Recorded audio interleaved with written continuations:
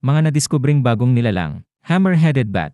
Noong 2018 naglabasan sa social media ang mga larawan ng tila isang higanteng hayop na may kakaibang hugis ng ulo. Ang tinutukoy ay isang higanteng paniki na tinawag na hammer-headed bat.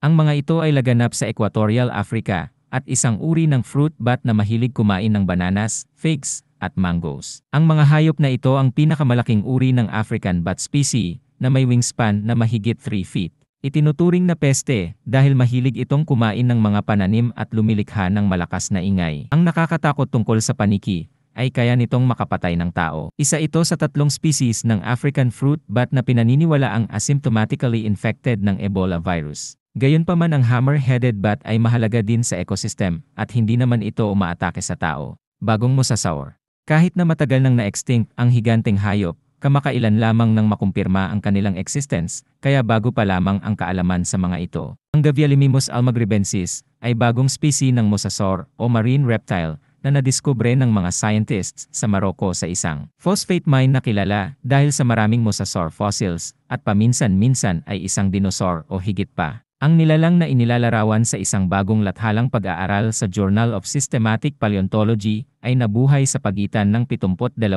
at 66 na milyon na ang nakararaan. Sa kahulihan ng Cretaceous period, ang bungo nito ay may habang 3 feet at kagaya ng modern-day gharials na isang uri ng crocodilian ang species, ay mayroong makipot na snout at interlocking teeth. Nagpapakita ang mahabang snout nito na nakapag-adapt ang hayop sa pagkain ng isang specific na uri ng prey, mabuto at mabilis lumangoy na isda.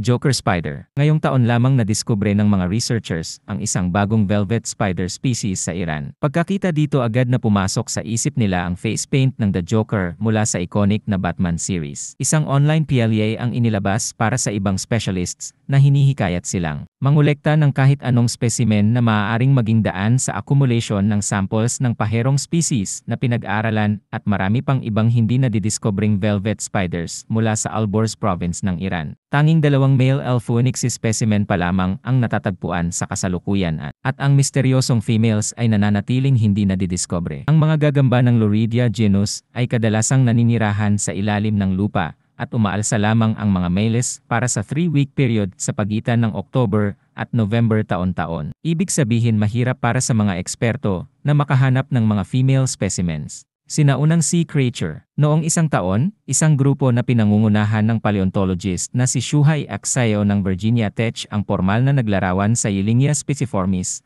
ang pinakaunang species na naglagalag sa seafloor at nagtataglay ng segmented na katawan. Dagdag pa ito rin ang pinakaunang nilalang na mayroong identifiable na harapan at likurang bahagi ng katawan at symmetrical na kaliwat kanang bahagi. Katangiang taglay ng halos lahat ng hayop sa kasalukuyan, subalit dati ay hindi pa ganito. Isang 550 milyon taong fossil na natagpuan ang prehistoric species na ito na natagpuan sa Yangtze Gorges region ng China. Ginamit ni Aksayo at kanyang team ang fossil sa kanilang pag-aaral. Batid na ang nilalang ay nakagawa pa ng mga bakas bago ito mamatay. Sa kabila ng formal na pagkakalarawan sa species, may mga bagay tungkol dito na inaamin ng mga researchers na hindi pa nila alam. Kagaya na lamang kung saang kategory ng may buhay ito nabibilang. Wakanda fish. Sa kalagitnaan ng 2018, nakadiskubre ang ilang scuba divers ng bagong fish species na pinangalanan nilang Serhilabros, Wakanda mula sa fictional kingdom ng pelikulang Black Panther. Ang isda ay may sukat na 2.4 inches lamang, may dark purple fins at dilaw na ulo. Ito ay nadiskubre halos 200 feet sa ilalim ng tubig, kasama ang mga coral reefs sa silangang bahagi ng Zanzibar, Tanzania. Kinailangan gumamit ng mga researchers ng special equipments para marating ang lugar kung saan namumuhay ang mga species. Nakumpirma sa DNA analysis na ang bagong diskubreng isda ay genetically unique. Dragon snake heads sa isang bibihira